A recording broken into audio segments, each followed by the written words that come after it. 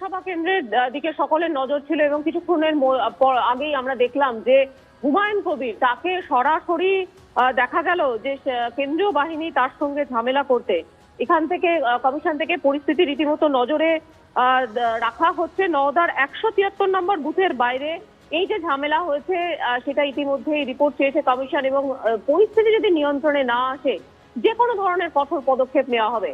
সাধারণভাবে নির্বাচনের দিন এর আগেও যদি আমরা বেশ কয়েকটা নির্বাচন দেখি তাহলে সেই ক্ষেত্রে প্রার্থীকে সরাসরি গ্রেফতারের কোনো নজির দেখা যায়নি, কিন্তু কমিশনের যুক্তি হচ্ছে যে যদি গোলমাল এড়ানো না যায় তাহলে কোথাও গিয়ে কঠোর পদক্ষেপ নিতে তারা দ্বিধাগ্রস্ত হবেন না। একাধিক জায়গায় পুলিশ অবজারভার তারা জায়গা ঘুরে দেখছেন, এই জায়গাতে দ্রুততার সাথে তারা পৌঁছানোর চেষ্টা করবেন এবং গোটা ঘটনা যদি পরিস্থিতির বাইরে চলে যায় তাহলে গ্রেফতার করতেও পিছপা হবে না কমিশন, এমনটাই মনে রয়েছে।